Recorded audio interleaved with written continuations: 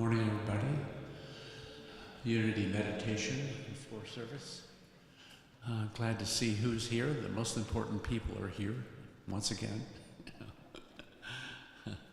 So we're going to do 20 minutes of meditation, and for me that means it's kind of like going to the gym in the morning. You just lost the sound. No, there we go.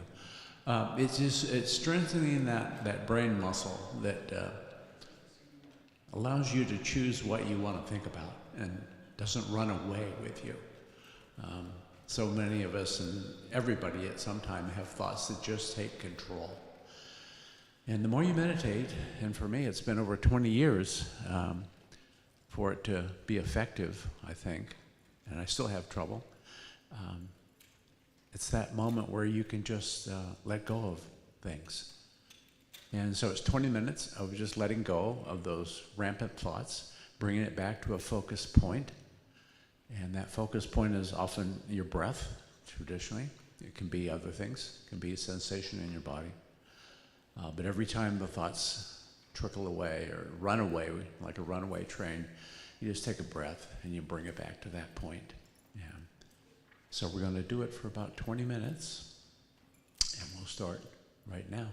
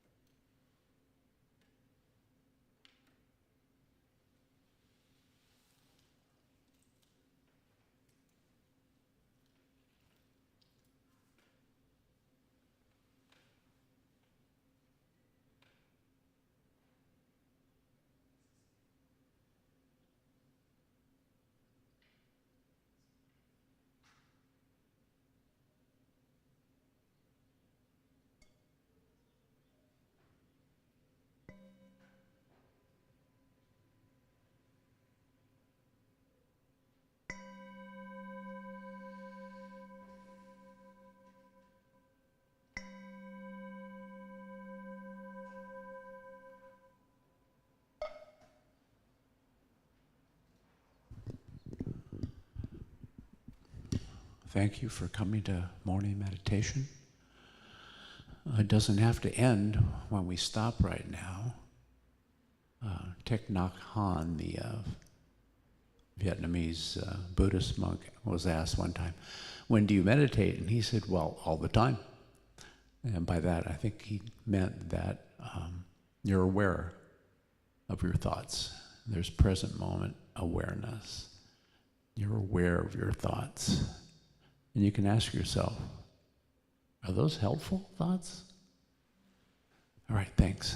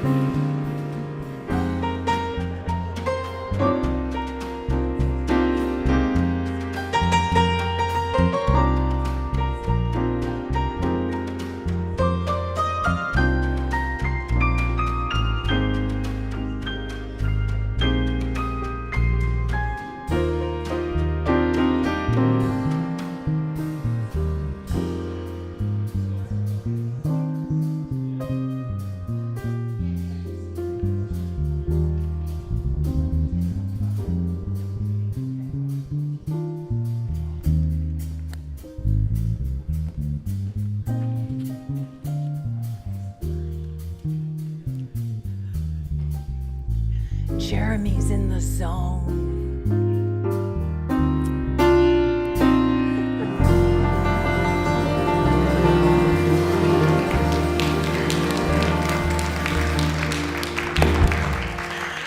Woohoo! Thank you so much. They were in the zone, right? The drummer saw me come up. No one else did. Good morning, everyone. Good morning. Apologies for starting a little late, but I am so glad that you're all here. I know the seating feels interesting, but we have a rental later on this afternoon, and so they needed this many chairs. So that's why we're inviting everybody to come and sit more forward. Hi, I'm here. Don't you feel like that sometimes?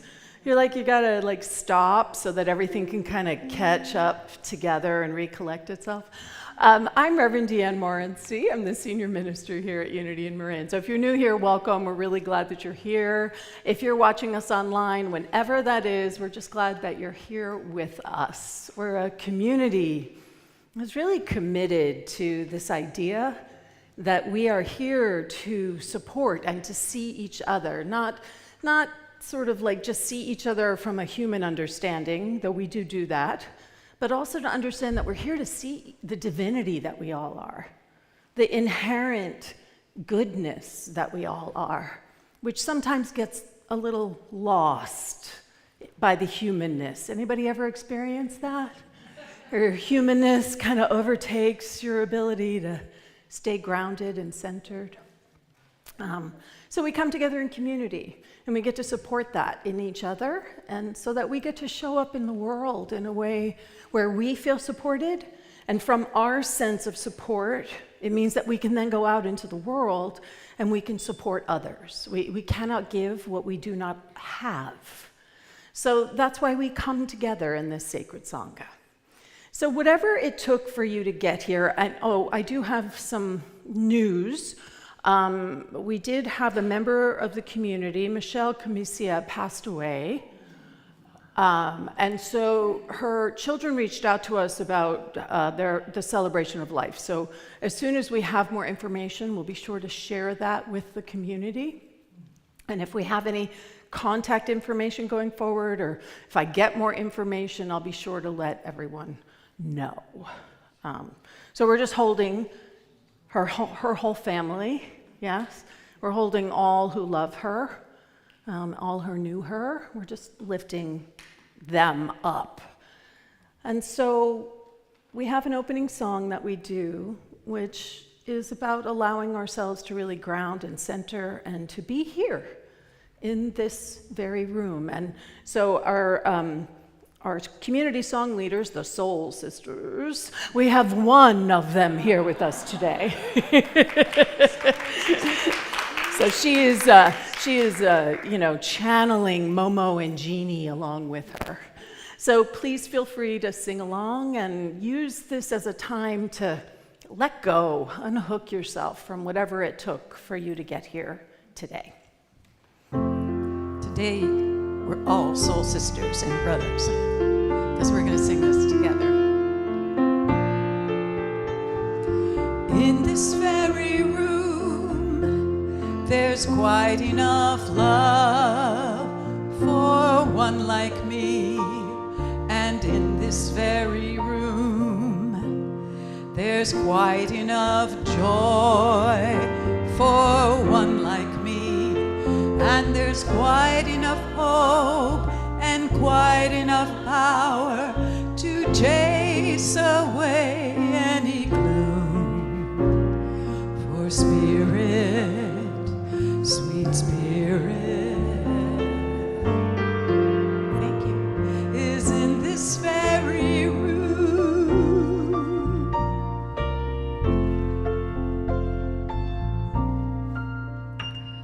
And in this very room, there's quite enough love for all of us. And in this very room, there's quite enough joy for all of us. And there's There's quite enough hope and quite enough power to chase away any gloom. For Spirit, sweet Spirit, is in this very room.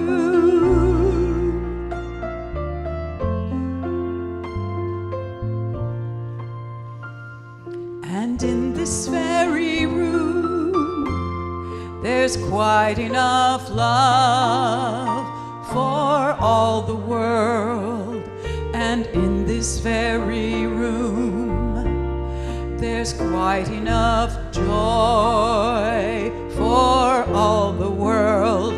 And there's quite enough hope and quite enough power to chase away any gloom. For Spirit, sweet Spirit, Spirit is in this very room.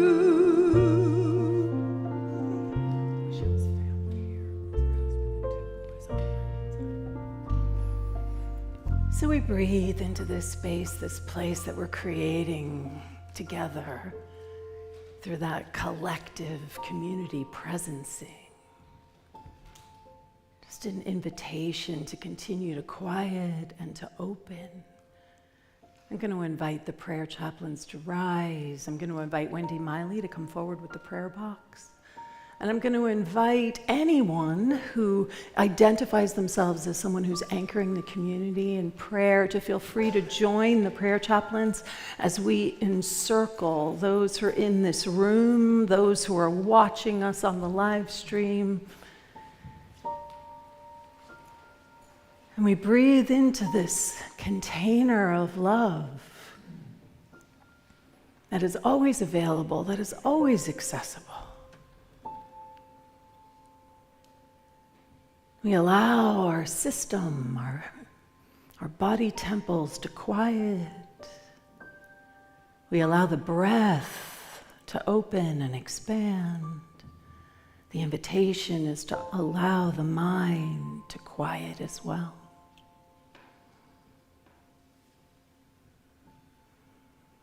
Touching that space, that place that is available and accessible within and through and as each one of us. That infinite love, that absolute grace, that perfect joy. It's a thought away, a breath away, and in this moment we say right here, right now, I am that peace, I am that love, I am that joy. And as we create this sacred container, the invitation is to place into it anything and all that you might be carrying in your hearts, in your minds. We're placing her family, who I hear are here with us today, her husband. We're placing all who knew and know and love her. And the invitation is to place in here anything you're carrying on your heart, the people, the situations that you would like held in this field of affirmative prayer. Cindy and Jeannie.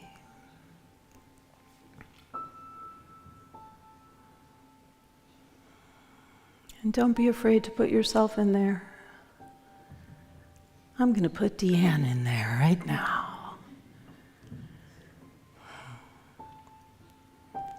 And so it's from this place of agreement, of the goodness that is available to us, of the grace that is our true nature and our true name, of the infinite potential that we are here to become, to explore, to unlock, to activate, that I see and I know peace that passes all understanding for those who may be in grief. I see love and connection, all the ways that we are held and we are supported. I see healing and wholeness and well-being. And I see so much love. Anyone who is feeling alone in this moment, I know that there is someone somewhere who is aware, right now, of that interconnectedness that is all life. And so I bless what it is that we are carrying. I bless our capacity to release it into wholeness, into possibility. And I bless the goodness that is ours always, regardless of circumstance.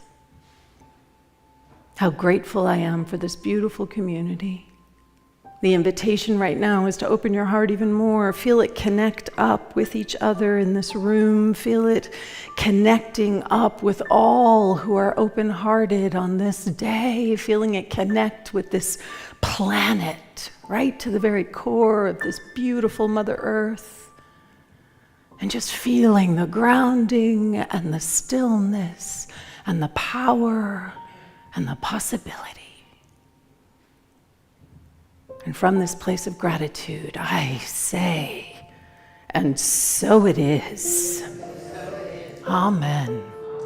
Ashe. Thank you, everyone. You may be seated, and we can open the doors and allow people in who might have been outside. Oh, I'm going to hand this off to Carolyn. I'm here.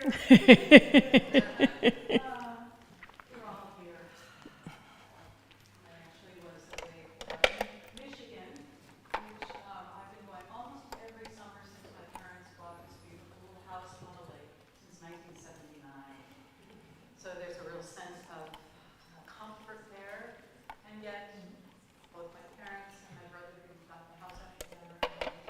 So it was me and my sister-in-law, and it was a beautiful lake, and it was relaxing and inspiring. And they can't hear me for some reason. Did I turn something off accidentally? I'll check. Why don't, I'll just talk into this in the meantime till we get it fixed. So, it wasn't important.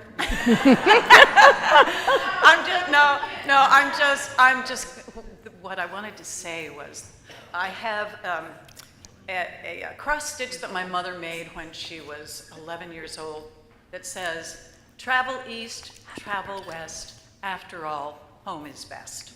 So this is home, and it's wonderful to be home. And I heard you had an interesting Sunday last week, and Barbara, it's great to see you here. And what I was so impressed with is this community held the space, and with Reverend Deanne right there, solidly there, and all of you just being part of this family that takes care of each other.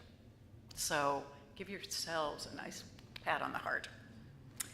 Okay, we're all part of the welcome team, so if you see someone that you don't know or you haven't seen in a while, be sure and go up to them and speak with them afterwards. We have potluck hospitality out in the courtyard, so that's a good time to speak with people. And if you are here for the first time, we have a welcome table out there, and always delicious food by you and the staff.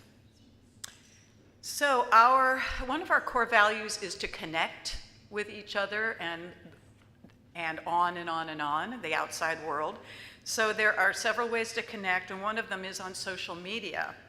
And we ask you to, those of you especially who are watching online, to subscribe to our YouTube channel, because we get some special goodies after we have a certain number of people subscribing. So remember to push that little subscribe button and tell your friends.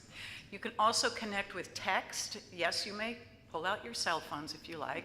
Make sure you have this phone number, 415-991-7111. It'll go directly to Deanne, and she will get directly back to you. And finally, we have the spiritual connection card in your bulletin. It's attached. You just can tear it off and fill it out. If you have a prayer request or a comment or anything that you'd like the Reverend to know, and prayer requests will be kept in sacred prayer for 30 days here, and then sent on to Unity Village for another 30 days. So take advantage of that card. And upcoming events, you can learn more about all of these things on our website, and we'll highlight some of them during the service today. And our mission, vision statements were created about a year ago, actually. 3 years ago, like I said, 3 years ago. But do you have them memorized? Because I don't. So let's say the vision and mission statement together. Vision, a world spiritually awakened and transformed through realizing our divine potential. And our mission, Unity in Marin is a loving community dedicated to spiritual growth, inclusivity, and service. We honor and care for ourselves, each other, and the natural world. And these are our core values. Connectivity, living in an awareness of unity with all. Inclusivity, cultivating a safe space to celebrate diversity and value the uniqueness of every person. Authenticity, being true to ourselves, our values, and spirit. All right. Charcelle sponsored the flowers today. Everyone knows Charcelle because she gets you to sign up. Happy birthday. Happy 77th to Alan Kruger. If he's not here, oh, he is here. Stand up, Alan. We are so grateful for you. You're a good friend to Charcelle and to all of us. Thanks for everything that you do. And also Unity in Marin, the staff, and all of you are dedicating these flowers to Barbara. With so much love, knowing continued vitality and wholeness for Barbara and Larry. Wonderful that you're here. All right. And I got inspired by the gladiolas. That purple and white just called to me. So then I arranged everything around them. So special love. So if you would like to sign up to be a sponsor for flowers or for hospitality, see Charcelle out in the courtyard.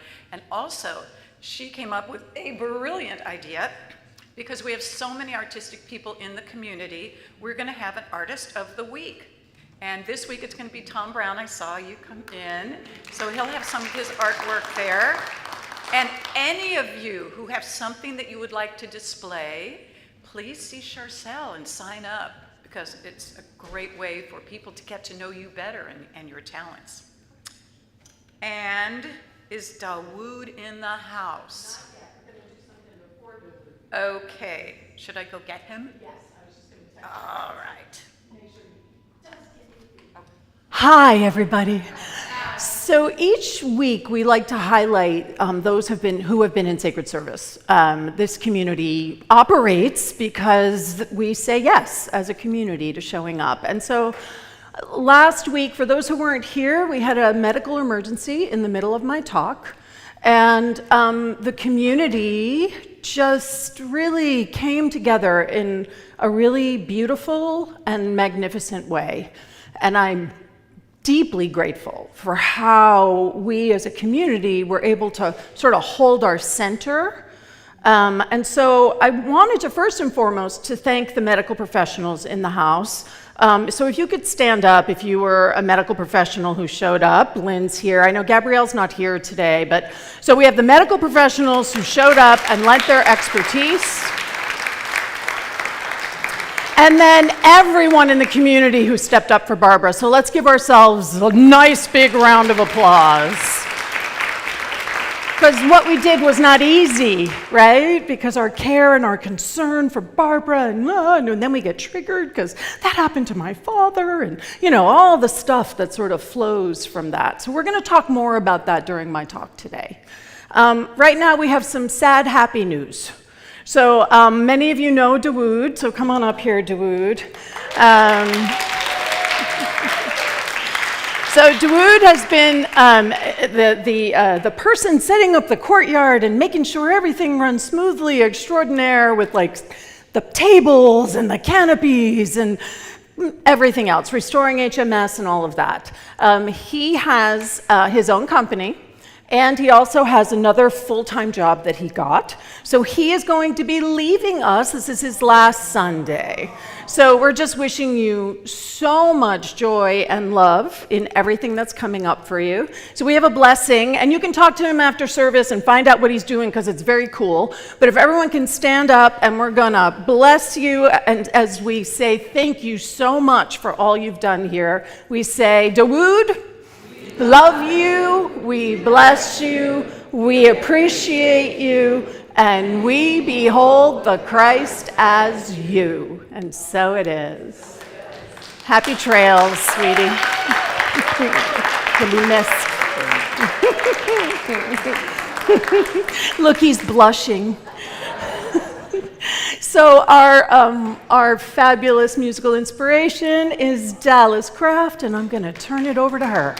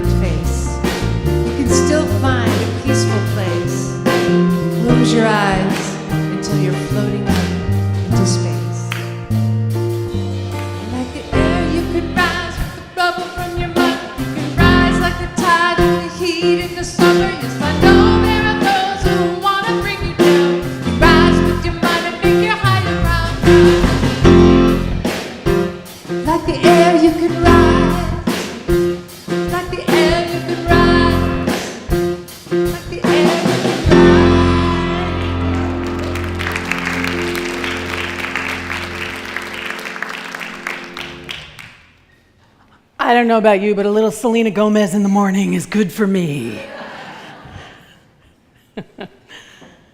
I love that line in there. You can close your eyes and go to space, right? We do that, don't we?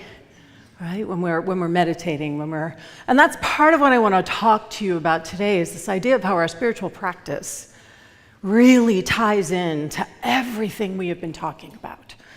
And I am doing a workshop today at noon on sacred boundaries. Please, everyone, take a breath. I've heard how valuable this whole series has been. So I will do it again in the spring, and everyone has asked, but don't, just the same PowerPoints. I'm like, gladly, I'll use the same PowerPoints. And I will culminate again with another Sacred Boundaries workshop. So if you missed this one, there will be other opportunities. This work is deeply, deeply important and very, very, very powerful. So instead of a 3-week series, it became a 4-week series, arising out of what sort of took place in time and space here on Sunday. And so I thought this idea of like presence in the fire, right? When everything seems to be going up around you, things seem to be ignite. Anyone ever feel like that? You know, it's one thing to be able to sit when there's absolute silence and ground yourself. But what happens when the point of that sitting is not just to sit? The point of that sitting is it then enables us to bring something into the world. And that world is not quiet. And sometimes that world is really, really loud, right? So,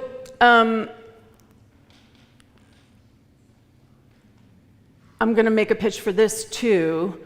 So October, I think it's the 16th, is the annual shakeout day, where everyone's supposed to prepare for an earthquake in the Bay Area.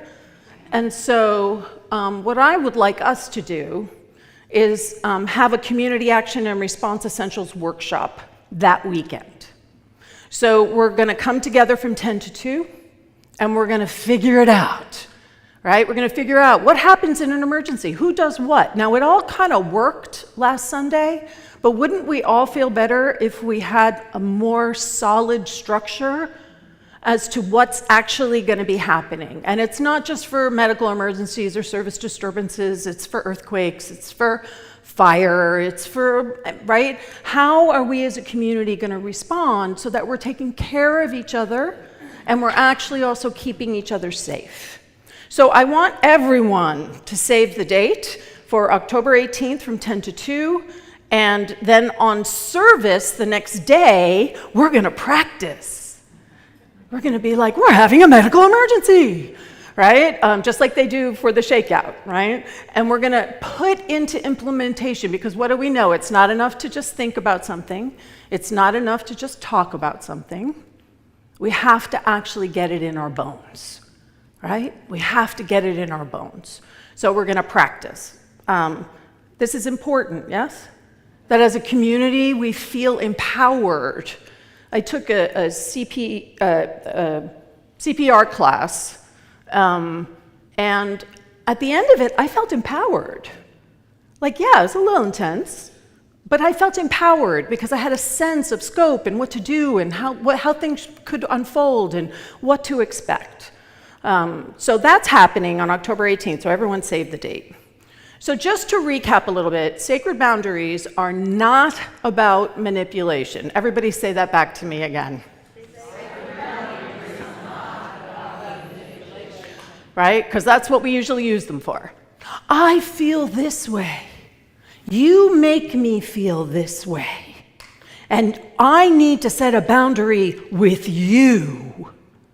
And you need to X, Y, Z, right? That is not what a boundary actually is. A boundary is actually about what we are willing to do, what we are willing to be. It's a loving statement. It's not shutting somebody out.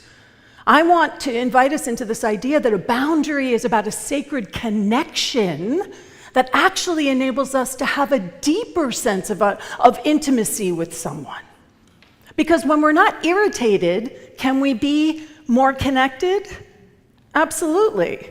So we want to find a way to be able to articulate what it is that our needs are and what we are going to do. This has nothing to do with the other person. Our boundaries don't exist just with one individual. Our boundaries are our boundaries, period. End of story. So it has nothing to do with the other person. It has to do with ourselves. And we need our boundaries. Yes, we're talking about setting limits, but we are not talking about becoming rigid. Right? I'm never going to, you do that, and I'm never going to talk to you again. Rigid, right? That's not what we're talking about. Our boundaries are a living expression of our love, and they should be supportive of everyone, right? They should be supportive of everyone. And then the last piece is that was last week, compassion without collapse. How do we stay this open-hearted presence, but not lose ourselves in the process? Not fall into the other person's pain, the other person's experience, and take it on as our own. So we've talked about a 3-step process. You state the issue with love. I love you and want to stay open, and this topic doesn't support my feeling connected to you. Can you feel how there's nothing that says what the other person did was wrong or bad, or they're a horrible human, even though that's what our reactivity might be saying? It's saying, I want to be connected to you, and when this topic arises, there's a disconnect for me. For me, taking responsibility for your own experience. And then we set a limit. If this comes up again, I'll end the conversation and we can speak at another time. Right? Not punitive, not punishing. If this comes up again, I'm never gonna, right? It's not about punishing anyone. It's about being very clear. If this comes up again, I'm gonna end the conversation and then we'll connect at another time. Can you feel the difference in that? One is about love and connection and clarity, and the other one is about pushing somebody away, which arises out of fear. And then we have to hold the boundary. I clicked through too quickly, right? You got to follow through every time. Consistency, consistency, consistency. Because we're working our own muscle, and the more consistent we are, the easier it becomes to stand in our boundaries. So I say this, mind your own consciousness. It's not your job to tell somebody what their growth should be. Breathe that in, okay? It's not our job to tell somebody, you really need to learn this, because this is why people don't like you. The things we say to people sometimes, we think we're coming from this loving place. I need to tell you something. And I love you enough to be honest with you. Right? So mind your own consciousness. Pay attention to your own stuff. Is that enough? Is minding your own consciousness enough? I don't know about you, but for me, that's more than enough. I don't need to mind anybody else's stuff. I just need to mind mine. And really keeping in mind, as a spiritual community, I feel like this is a real pitfall, right? That we believe compassion, we sort of identify compassion as meaning we have to feel other people's pain. We identify compassion as being something that means that we are there to fix it. No. Right? We're looking at something that is arising from our spiritual integrity, that is arising from our sense of wholeness and from our awareness of the other person's sense of wholeness. Because let's be honest, when you want to fix it for someone, it's because you don't think they're capable. You don't think they can. So I'm just going to step in and I'm going to make it happen for them. And that's me being compassionate and caring. No, that's you being an enabler. That's what that is. And that's you actually being a block to somebody else's growth and advancement. Because if they're not given the space to actually learn it, they're never going to learn it. How many people in here have been through a really hard time and come out on the other side with a whole different understanding of their self and their capacities and what they're capable of doing? Everybody's hand should be up, right? because that's what happens. That's how we grow in this human body. So we want to have our spiritual integrity to support us through all of that. So when we talk about compassion in a spiritual context, what we mean is that we're open and empathetic. We are connected with discernment, and we anchor truth. We don't fall into the narrative. So a way to think about it, and an affirmation you can say for yourself is, I see your pain and I trust your power. Right? I see your pain. I can acknowledge that this is a really hard thing, but I know you got this. Because they do. They may stumble a bit. Anybody in here ever stumble? Yeah. Right? So they may stumble a bit, and you can be there to support them in their stepping out in what they're discovering for themselves. But it's not our job to do it for each other. And I love this quote from Eric Butterworth: there is always an all sufficiency, even within the insufficiency. Right? So even what appears to be insufficient, there is something that is present there that we can access and we can tap into. So we have been focusing on how we're setting boundaries with other people. What I want to talk about is how we set sacred boundaries within ourselves. Because that's what we were really stepping into last week. We were stepping into an understanding that we are inviting ourselves to say, nope, this is the boundary, right? This is the limit. I'm not falling into the narrative. I'm not falling into the fear. I'm standing in the truth of what's happening. So this idea is so important that what we practice practices us. So meditation and affirmative prayer are going to support us being able to stay centered in the unexpected. They are a way for us to grow our capacity to actually stay present. And the sacred boundary piece of it is what support our remaining centered in love rather than in fear. Because that's what wants to arise, right? Especially in the midst of the fire. It's the fear that comes rushing up. So my question to you is, what do you practice? What do you practice all day in and day out?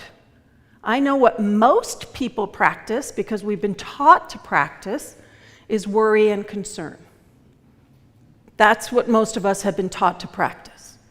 We've been taught to look for what doesn't work and then worry about it and be concerned about it. And that worry and that concern is what drives us to find an answer and to fix it. Can you see how that just becomes a circle unto itself? Because then we're trying to fix it, and are we ever going to fix it completely or like wholly? No. So then we're concerned that we can't fix it. So I said this last week, and I'm going to say it again because a lot of people came back at me with this in the discussion circle. So I really want to be clear. Concern is not love, and worry is not love. Everyone take a breath, because we think they are. We've been taught that if I love somebody, I worry about them. And I want to say, no, that is not true, right?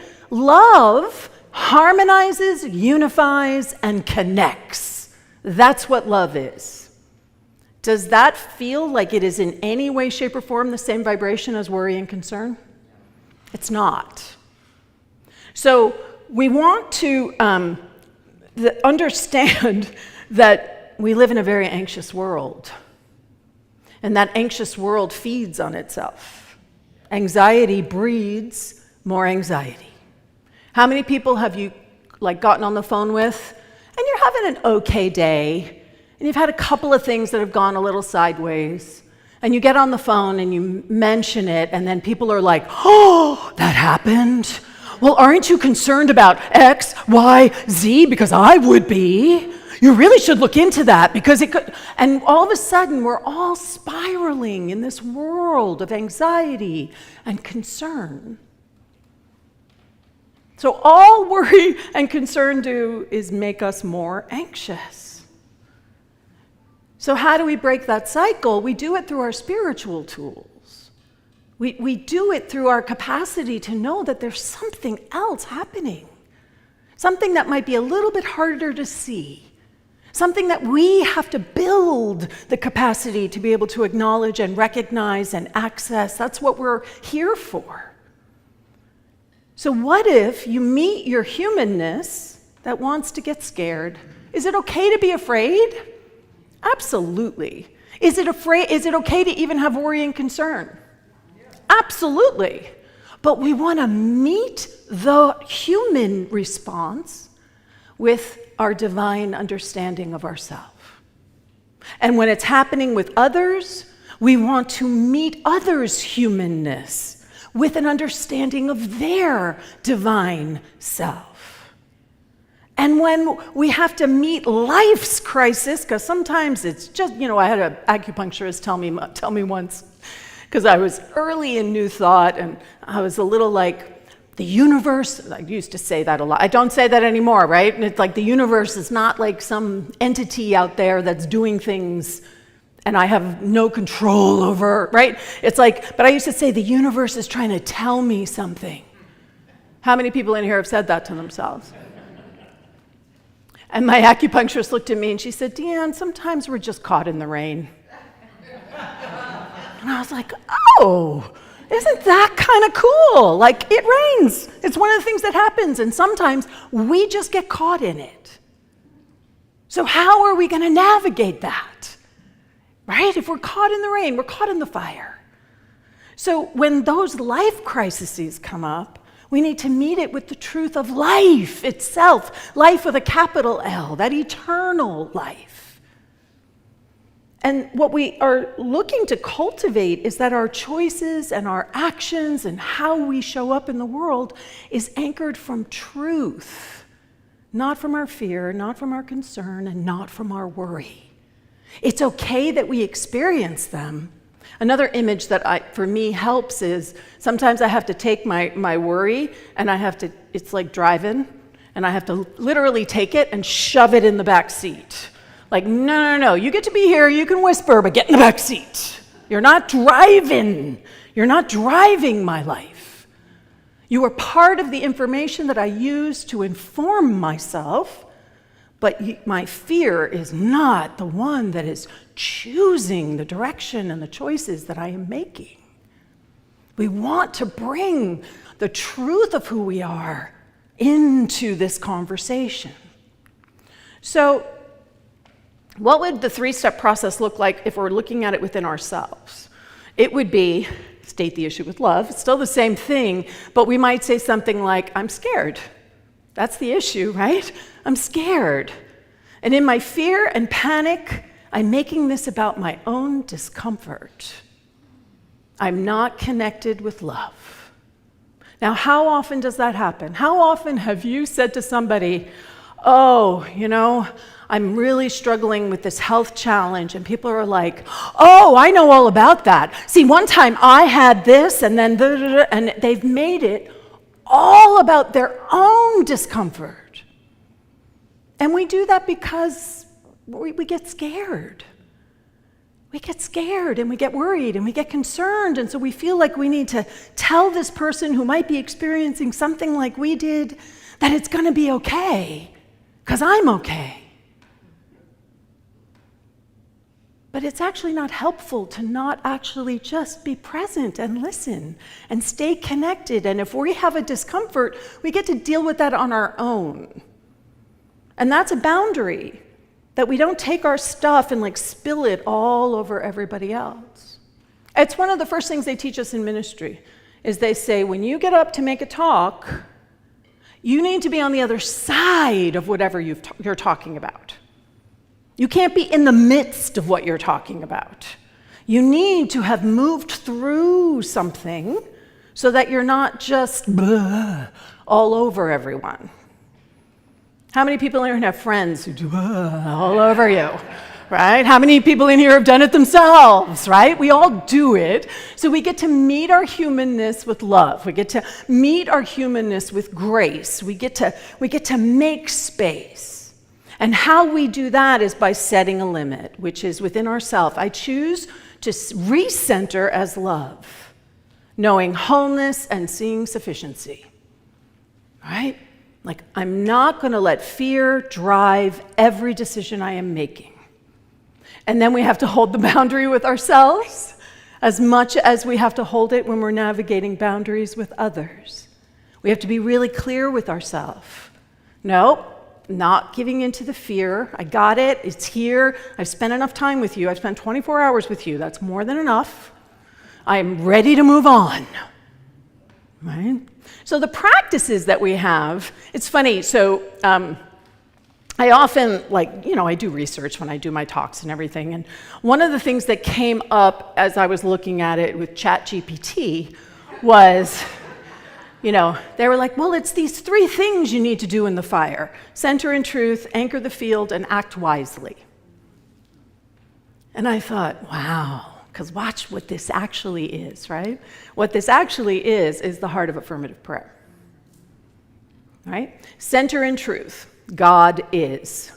God is light, God is love, God is joy, God is beauty, God is wholeness, God is, right? Anchor the field. I am that. I am love. I am light. I am joy. We are light. We are love. We are joy. We did that last week, remember? We anchored Barbara's wholeness, but we had to know that we were whole too in order to hold her wholeness, right? So we get to learn and grow from each other and then act wisely. Therefore, I can. I can what? I can choose to be a harmonizer. I can choose to be centered. Can you see how this I love it when, outside material completely supports the hundreds of years of spiritual practice that unity has. So how this might look in a prayer, right, would be center in truth God is. There is only one power and one presence, and it is love, or we could say peace, or wisdom, or joy, or light, whatever you need in that moment. And then love is the truth of my life. It's the truth of all life. And it's active right here, right now. Can you feel how we're anchoring something with that? And therefore, as love, I can harmonize, unify, and anchor connection for all who are present. Can you feel how concrete that is? It's something you can actually do. And I know each person here is love.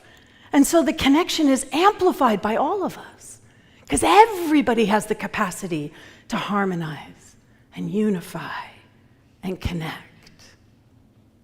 Oh, just feel that in your body. Is there a lot of worry and concern there right now?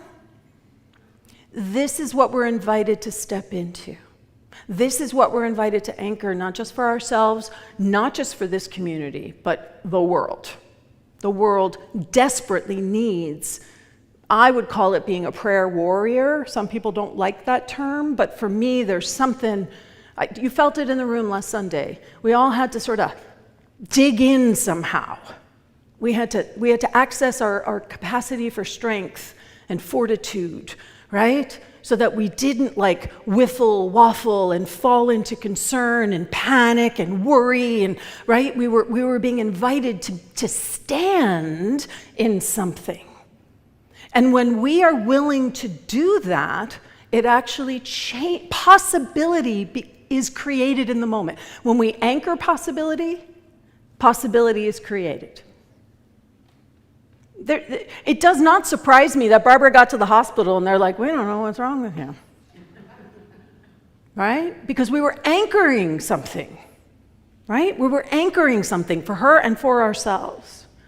So I want to tie this in again, because each week I've been tying this into minority mental health lens, and this last month was Minority Mental Health Month. And to just invite you into this idea of crisis and heightened daily stressors, right? The fire. And that just being aware that people from marginalized communities continually face heightened daily stressors. Continually. They don't get a break from it. They don't get to go home and sort of unhook. They don't. Because that systemic racism, that systemic discrimination, its tendrils is in every aspect of our life. When you are somehow in a minority group, it impacts everything. Things that people who aren't part of that minority group aren't even aware of, right? Aren't even aware of. That before Chris and I got married, legally married, before we could get legally married when Doma fell, we paid almost twice as much for me to be on her health care as we do now as a married couple. Things you can't even imagine. So imagine that as a stressor, because now we have to come up with more money. We had to file joint tax returns in Prince. One year it was crazy because we moved. So it was joint state in New Jersey, joint state in California, independent in federal. Do you know how much money that cost to process that many tax returns? So there's so many things that when you're not part of the community, and that's not even like that big of a thing, but it's those things that you're not aware of because it's not your lived experience. So just holding on to the understanding that crisis is not a rare event, right? For folks who are in the minority. It's not. It's not something that happens once in a blue moon. It is for a lot of us, it's a lived experience every single day. And there's a lot of stigma sometimes, especially in minority communities, about getting help, right? It comes from both directions. Asking for help. You're seeing a therapist? What's wrong with you? You crazy? Right? 2, the therapist dismissing and diminishing the lived experience of people who are minority because they don't understand the stressors of the day-to-day. So what you are invited to do, what I'm invited to do, because I am part of a minority group, and I am connected to another minority group with my wife, right? But there's other groups, like I'm still in a place of privilege, yes? So we're all being invited to see this truth without turning away from it, right? We're not disconnecting. Everything we're talking about with boundaries is about reconnecting. Recognize that the fires that others are walking through may be invisible to you. Don't dismiss it. Don't diminish it. I shared a couple weeks ago, the big one is Black women in pain in hospitals. They are continually, studies have been done that show that Black women are not given the same amount of painkillers. They're not given the same amount. Lynn's saying, don't you stop announcing that. But it's true. They're not given the same amount of painkillers. Their pain is dismissed. It's like, oh, come on, that's not really that painful. We do it all the time. So we want to recognize that even though it may not be something that's part of our experience, it is other people's experience on a regular basis. Now, my wife is lucky because she has me. It's true. She is lucky. She has me, right? If I don't feel like she's getting the medical care that I would get, you better believe I raise holy hell, right? But not everybody has that resource that's available to them. You want to commit to being a calm and grounded presence that helps make the load lighter, not heavier. Right? Yes, you may, when you discover something that you didn't know about a minority group, that you're like, whoa, I had no idea.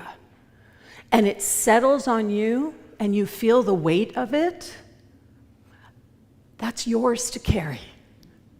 Because I got to tell you, I've been carrying mine for a long time. It's yours to carry.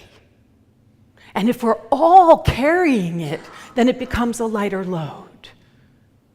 But if we continually sort of push it back on the minority groups, it doesn't work. We've seen that, right? What's happening in our world right now, minority groups have fought as hard as we can to move this world into a place of more equitable social justice. But it can't just be the minority groups that are doing the work. We all have to do the work. And then really remembering that this isn't about pity or saviorism, like, oh, I'm going to save them. Again, we're not trying to fix a problem. We're not trying to fix it for them. Can you fix systemic racism for people who are caught in its tendrils? If you can, please let me know. Because I would love to be able to wave a magic wand and just fix that, right? But what we can do is be in solidarity and be rooted in respect and just listening. Sometimes that's it. I mean, you know that. Sometimes you just need to be heard. And that's enough. Not dismissed, not diminished, not judged because you're overwhelmed. Knowing that you are overwhelmed, but you know, it's okay. It's okay that you're overwhelmed because, wow, you're carrying a lot. What would support you? Don't tell people what will support them. Well, I do that, but you don't do that.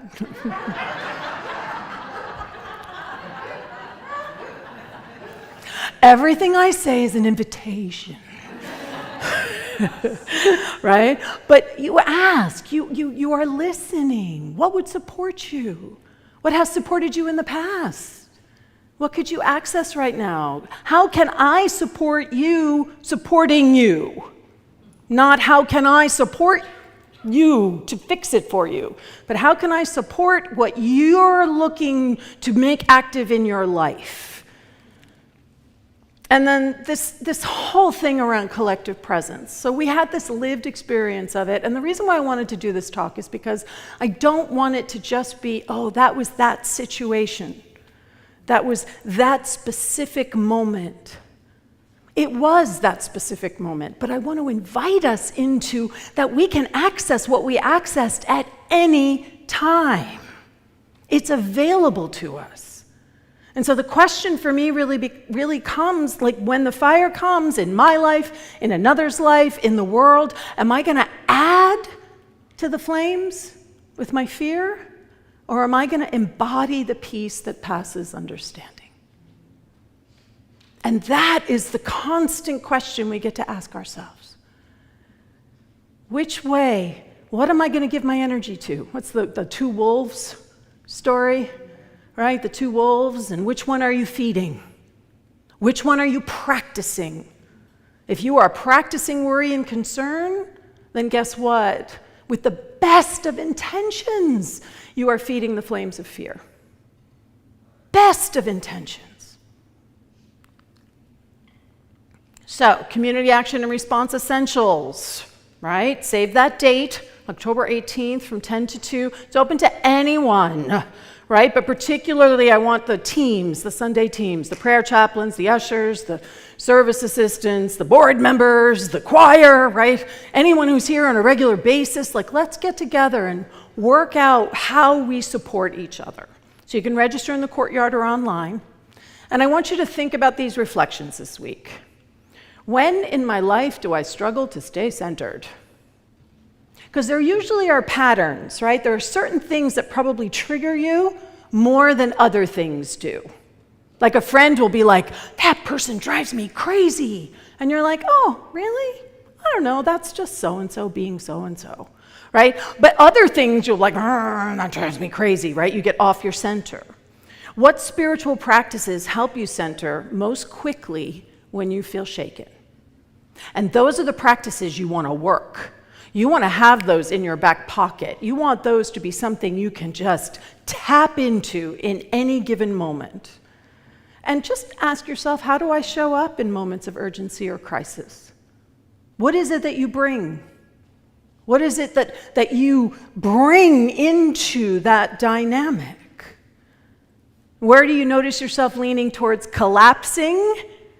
Right? Into other people's pain, into other people's fear, into other people's concerns? Or where are you practicing disengagement? Where are you just like, you know what, you're too much, you go over there. But we can't disengage from anybody because it's one power, one presence, right? It's like, so whatever is activated there, we have some work to do. It's never about the other person. It's our own work to do. And then think about how the group energy on Sunday helped you stay calmer, right? Than you might have had you been on your own. Just think about the power of collective presence and what that means. And the sort of the responsibility as a community that we have to come into agreement about how we're going to show up in crisis. And what role do sacred boundaries play in that collective resilience? Because that's really what it is, right? Collective resilience. That's what we activated on Sunday, and I want that to be available to us all the time, not just once. Because this idea of community is so, so precious, all right? So I have an affirmation. I'll read it once. I commit to being a calm, grounded presence that supports and lightens the load for everyone.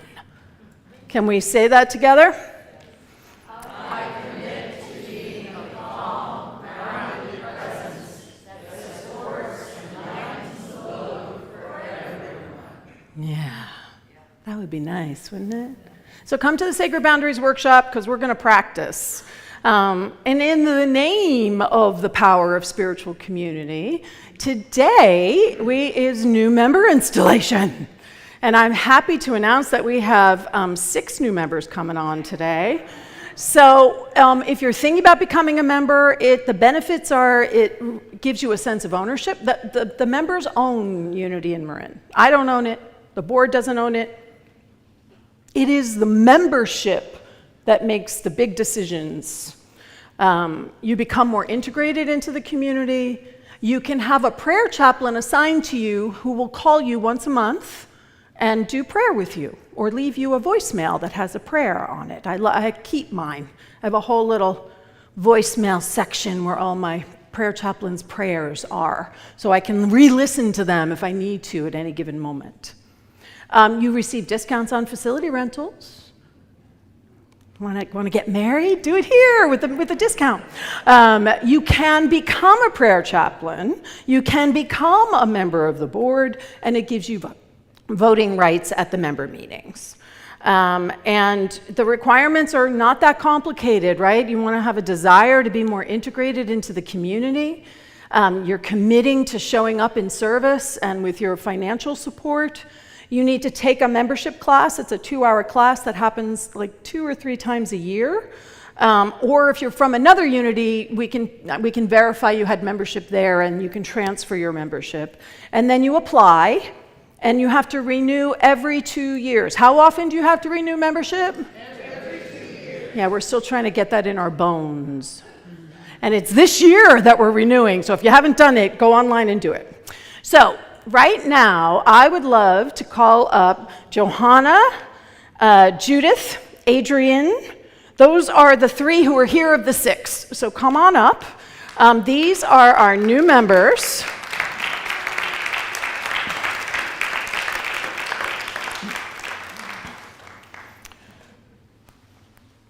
And come on up here. So if you don't know who they are, you should know who they are. Judith, are you good? You need some? You're good.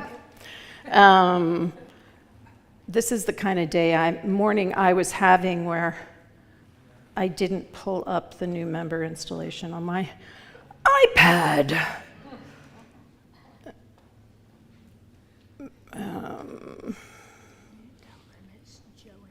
It's Joanna. It may be spelled Johanna, but it's Joanna. Everyone say, Joanna. Okay, I have to search in all folders. There we go. So thank you, first off, thank you all for saying yes. And we have pictures of Leanne and Keith up there. They're normally balcony crowd, right? And then France, who is fairly new. She's coming from CSL. She's a practitioner. and she's going to hopefully be joining the prayer chaplains too. So they're away, but we're holding them in our hearts, right? So thank you for saying yes. For saying yes. We're very grateful for your yes, each and every one. So we do have it's easy, breathe, okay? Right? This is this is why we do this, right? There's a lot of religious wounding out there, yes? There's a lot of religious wounding out there, and so we're a community that's grounded in healing, right? And this is a process of healing, and we hold and we love each other in that process, yes? Yes, yes we do. So I'm going to ask you 3 questions, and if you agree, you just have to say, I do, okay? So all 3 of you have said yes, and through that yes, you're consciously joining this community in membership. So I'm going to ask you 3 questions. Do you commit to loving service, sharing your gift, time, talent, and treasure with Unity in Marin? Yes. Do you commit to living into Unity's principles of truth, continuing your personal journey of spiritual growth and expansion?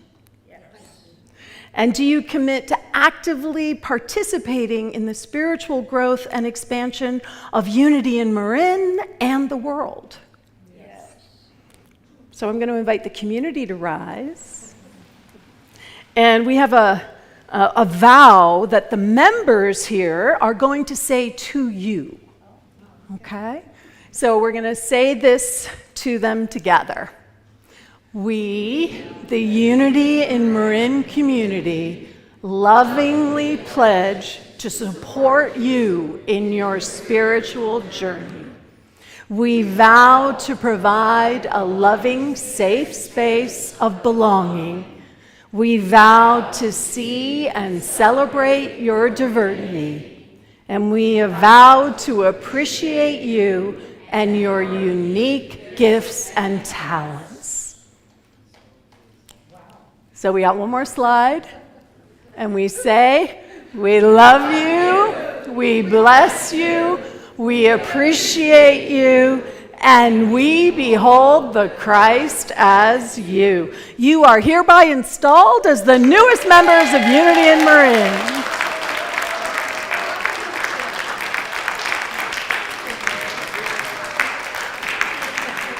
So there's a little token from the community. So there's a coupon that's good for a free book in the bookstore. And there is one of our unapologetically inclusive mugs in there for each of you. So can we give them some more love, please? All right, you can go sit down. Yes. And I'm going to invite Dallas to come on up here.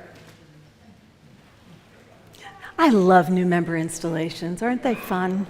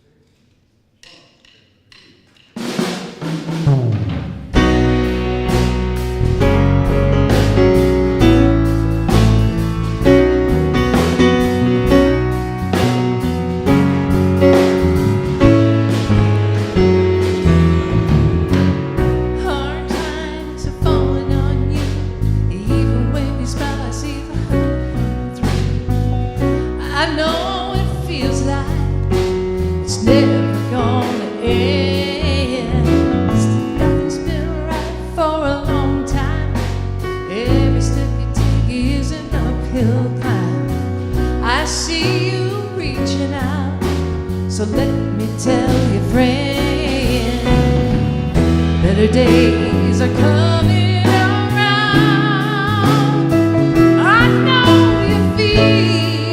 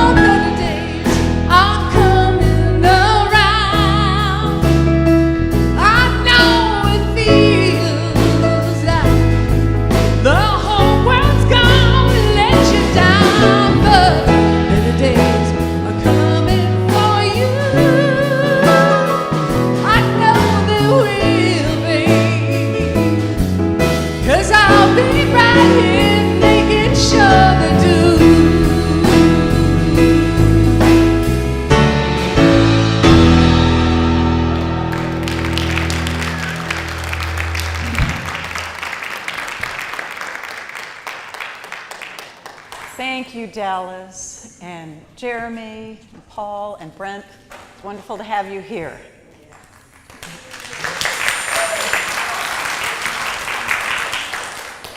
Okay, so there is a discussion circle after the service to talk about this talk.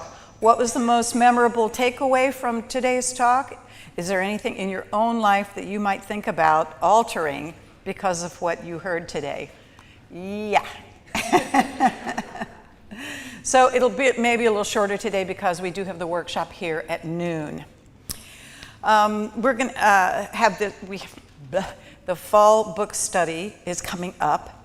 Learn to Trust Yourself is the book, which I actually took with me to on my vacation, and it's a great book.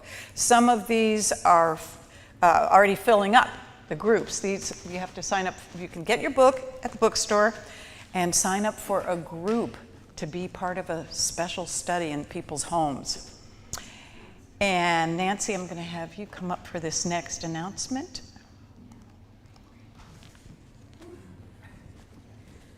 Well, I'm here to talk about two things, Galleluia and the upcoming auction. And there's an important date coming up for both of them, and that is August 31st.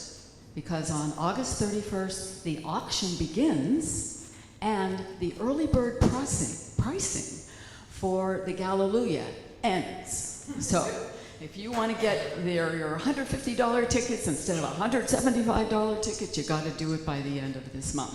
And ticket sales are hot, so don't wait. Do it now. And then we still need some angel sponsors for the Galleluia. And so we need another $400 toward the DJ, and we need another case or two of wine.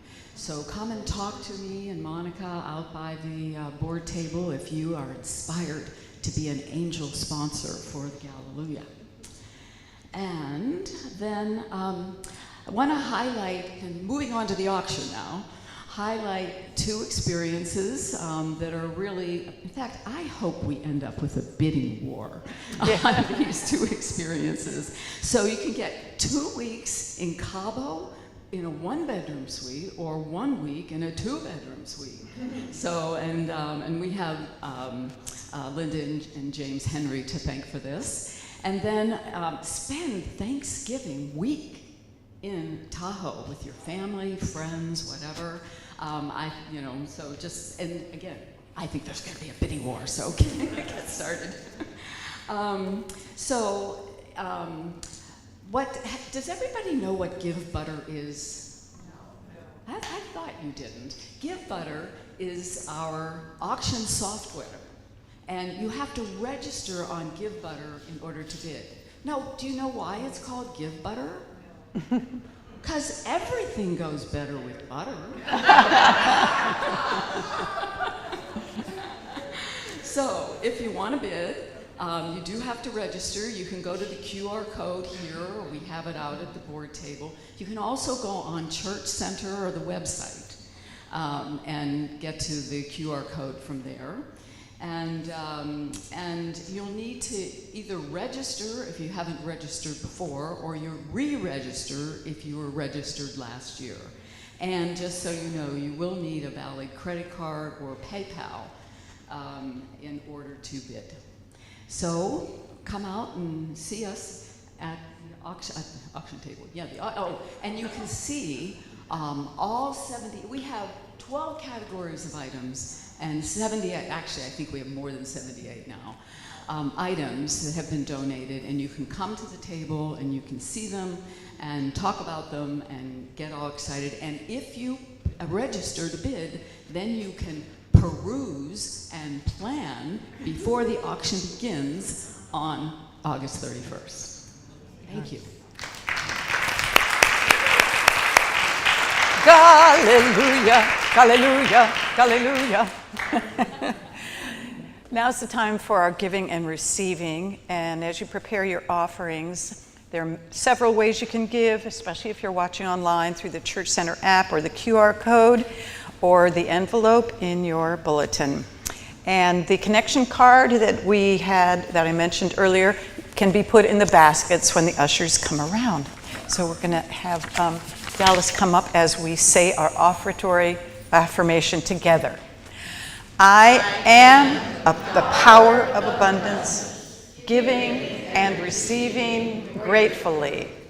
So it is.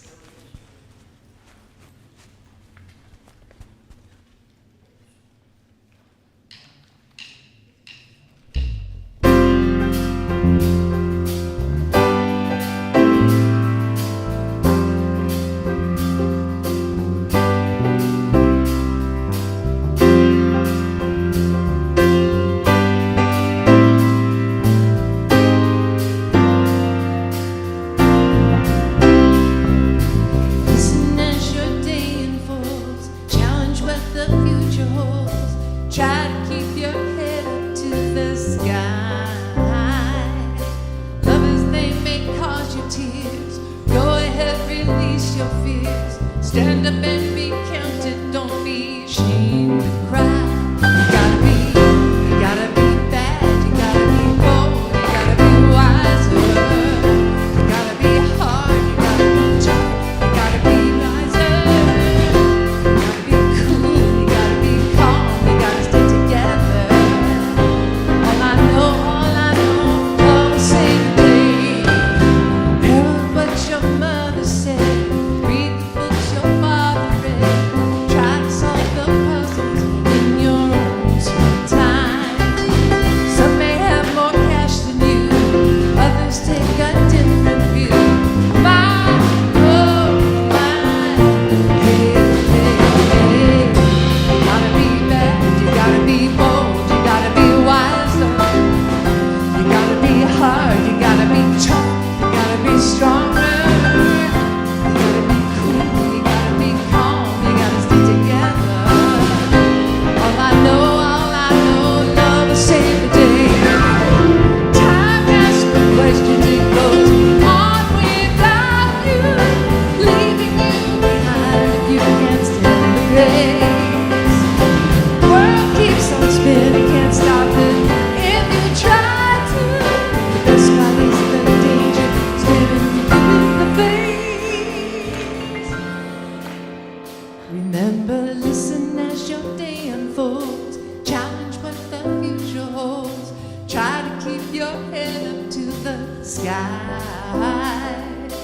Lovers, they may cause you tears. Go ahead, release your fears. My, oh my, hey, hey, hey. Gotta be bad, gotta be bold, you gotta be wise. You gotta be hard, you gotta be tough, you gotta be stronger. You gotta be cool, you gotta be calm, you gotta be together. All I know, love will save the day. Got to be bad, got to be bold, got to be loud. No, never sad. Got to be cool. All I know, love will save the day. All I know, love will save the day. Love will save the day.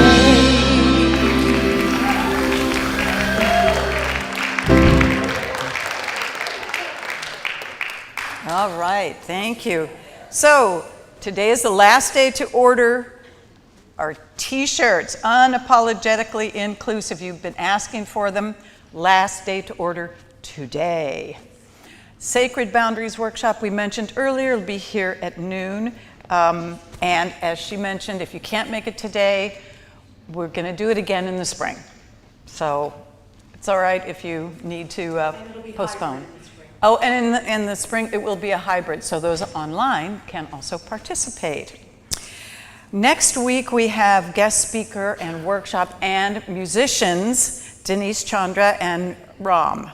So you'll want to put that day aside for some good music and good inspiration. And the workshop afterwards will also be hybrid. Okay, registration for that's $25, so please go online and take care of that. And then the Sunday after that, on the 31st, Reverend Deanne is doing a metaphysical interpretation of The Wizard of Oz. The choir will be here doing songs from that and The Wiz and Wicked, and that's going to be a lot of fun. So tell your friends, bring them along. September 7th, Tamra Keeves is coming, and as I mentioned before, the book is really great. Go buy one and register for her workshop afterwards, and she's also going to do some private one-on-ones if you're interested in that. And would the prayer chaplains please stand? If anyone here would like to spend a few moments in prayer afterwards, these people are trained to hold you in the light and meet you with affirmative prayer. Thank you, chaplains. And I see some kiddos in the back. We're going to invite them forward for a blessing. Here they come. So we're going to invite everybody to stand. And then come on down. And we have a blessing that we do, anchoring the children of the world. So as we say this, we are absolutely honoring the children that are here with us, but we're also opening up our hearts and expanding it to all the children and to the child that we might still be. Anybody in here have a little child in there somewhere?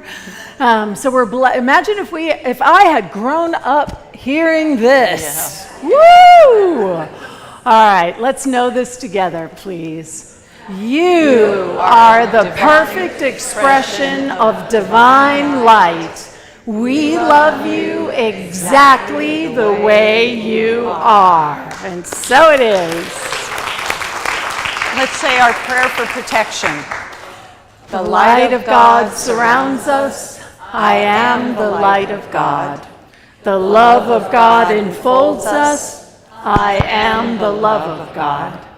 The power of God protects us. I am the power of God. And the presence of God watches over us. I am the presence of God. Wherever we are, God is. And so it is. And now we'll sing our closing song.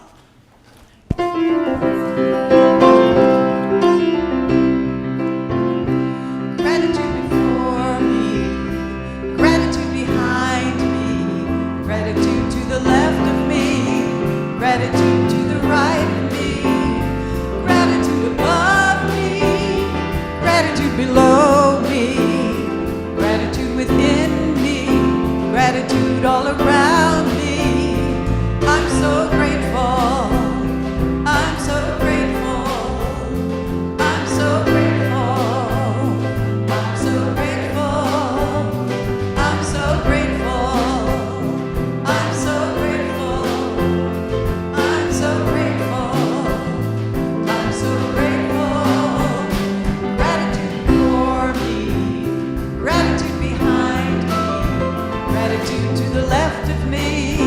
Gratitude to the right of me, gratitude above me, gratitude below me, gratitude within me, gratitude all around me. I'm so grateful, grateful for each other, grateful for our lives, grateful for love. I'm so grateful, I'm so grateful. I'm so grateful.